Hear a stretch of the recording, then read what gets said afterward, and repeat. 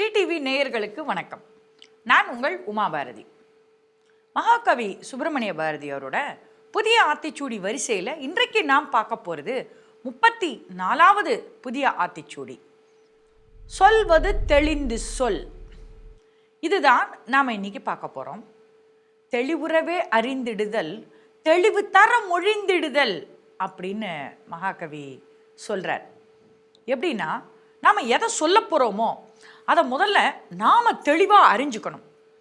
அதுக்கப்புறமா சொல்கிற விதம் அடுத்தவங்களை போய் ரீச் ஆகிற மாதிரி, அவங்களுக்கு புரிகிற மாதிரி தெளிவாக சொல்லணும்.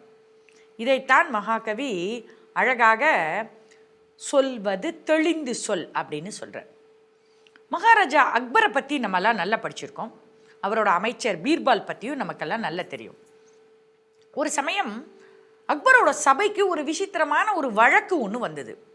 என்ன வழக்குன்னு கேட்டால், ஒரு வெளியூர் வியாபாரி ஒருத்தர் வராரு. அவர் ராஜா கிட்டக்க சொல்கிறாரு, ராஜா என்ன ஒரு படகுக்காரன் ஏமாத்திட்டான். நான் இந்த ஊருக்கு வியாபாரம் பண்ணுறதுக்காக பொருள்களை படகுல கொண்டு வந்தேன்.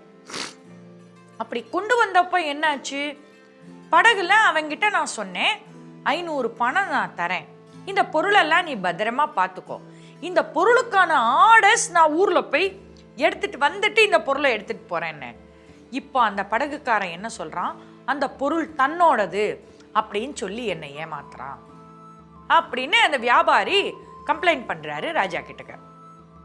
அக்பர் என்ன சொன்னார், பீர்பாலை பார்த்து, பீர்பால் நீங்க வா, நீ இவரோட வழக்கை தீவிரமா விசாரிச்சு தெளிவான பதில் எனக்கு நீ சொல்லணும் அப்படின்னு பீர்பாலை அனுப்பிடுறார். பீர்பால் ஒரு மிகச்சிறந்த மதியூகி. அழகா ரொம்ப கெட்டிக்காரத்தனமா எந்த ஒரு கேஸையும் அவர் டீல் பண்ணுவார். அப்போ பீர்பால் என்ன பண்றாரு, ஒரு உள்ளூர் வியாபாரிய கூட்டிக்கிட்டு தான் மாறு வேஷத்துல அந்த படகுக்காரனை பார்க்கறதுக்காக போறாரு. படகுக்காரன் கிட்டக்க முதல்ல, அப்பா இங்க வா, எனக்கு கொஞ்சம் இந்த சாமான்லாம் வேணும், உங்ககிட்ட இருக்கா? ஓ இருக்கே அப்படின்றாங்க. எங்க இருக்குன்னு, அந்த படகுல இருக்குன்னு எடுத்து காமிக்கிறான். சரி, இந்த படகுல என்னென்னலாம் பொருள் வச்சிருக்க, எனக்கு ஒரு லிஸ்ட் சொல்லுன்றான். என்னெல்லாம் பொருள் அதுல இருக்கோ அதெல்லாம் கரெக்டா லிஸ்ட் சொல்றான் அந்த படகுக்காரன். இதை சொல்லி முடிச்ச உடனே, சரி இதுக்கு எவ்வளவு விலை சொல்ற நீ அப்படின்னு கேட்கிறாரு.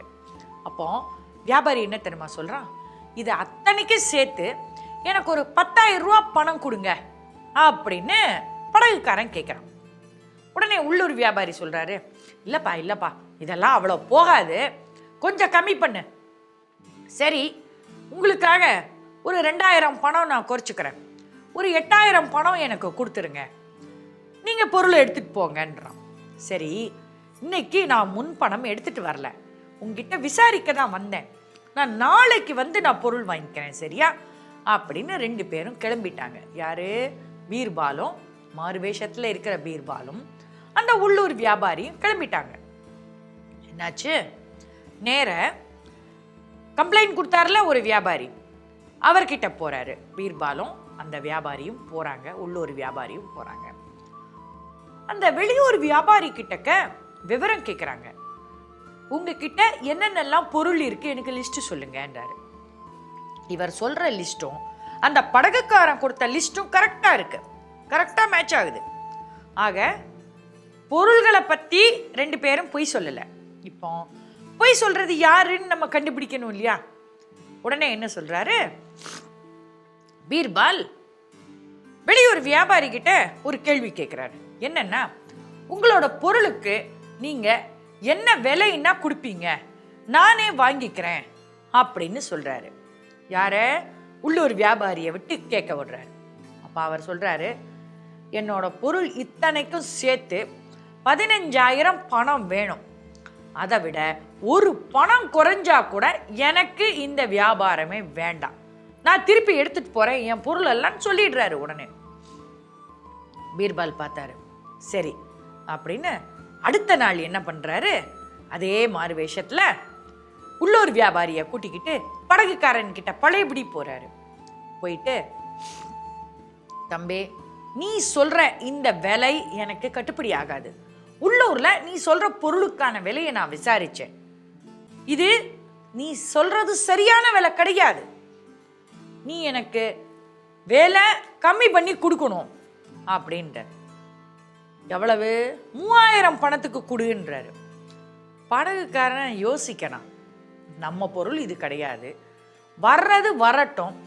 ஆனாலும் திடீர்னு நம்ம 8000 சொல்லிட்டு 3000ன்னு குறைச்சி நம்ம ஒத்துண்டா நம்ம மேலே சந்தேகம் வரும் அப்படின்னு சொல்லிட்டு, இல்லை சாமி நீங்கள் ஒரு 5000ஆவது பணம் எனக்கு கொடுங்க, நான் எவ்வளவு தூரம் கஷ்டப்பட்டு இந்த பொருளெல்லாம் சேகரித்து பாதுகாத்து வச்சுருக்கேன், ஆக 5000 பணம் கொடுங்க, நீங்கள் எடுத்துகிட்டு போங்க அப்படின்னு படகுக்காரன் சொன்ன உடனே கப்புன்னு அவனை பின்னாடி செய்கை செஞ்சு காவலாளிகளை விட்டு அவனை உடனே அந்த இடத்திலேயே கைது பண்ணி ராஜா முன்னாடி கொண்டு போய் நிறுத்துறாரு பீர்பால்.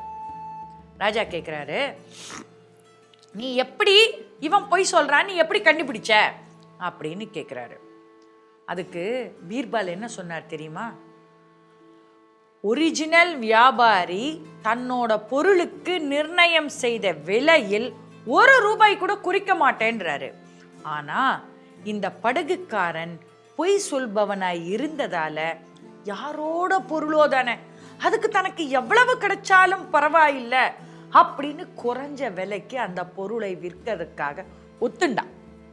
இதுதான் இவனது திருட்டுத்தனத்தை எனக்கு காண்பித்து கொடுத்தது. எப்படி தெளிவா தான் என்ன கேள்வி கேட்கணும் அப்படின்னு முதல்லையே பிளான் பண்ணிட்டு பீர்பால் போய் கேட்குறாரு.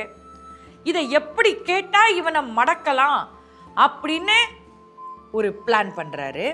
அதேபடி நடந்தது. அதை கொண்டு அக்பரிடம் சொல்லும் பொழுது தெளிவாக எடுத்து தனது தீர்ப்பை தான் ஆராய்ந்ததை சொல்றாரு. உடனே அக்பர் என்ன பண்றார்? படகுக்காரனுக்கு சரியான தண்டனை கொடுக்கணும் அப்படின்னு படகுக்காரனுக்கு தண்டனை கொடுத்துட்டு வியாபாரிக்கு அவனது பொருள்களை எல்லாம் திருப்பி கொடுத்து அவன் அதை வியாபாரம் செய்வதற்கும் உதவி செய்தார். இதைத்தான் மகாகவி சொல்வது தெளிந்து சொல் அப்படின்னு சொல்றார். அடுத்த நாள் நாம என்ன பார்க்க போறோம்? 35வது புதிய ஆத்திச்சூடி, சோதிடம் தனை இகழ். இதை நாளைக்கு பார்ப்போமா? அனைவருக்கும் நன்றி, வணக்கம்.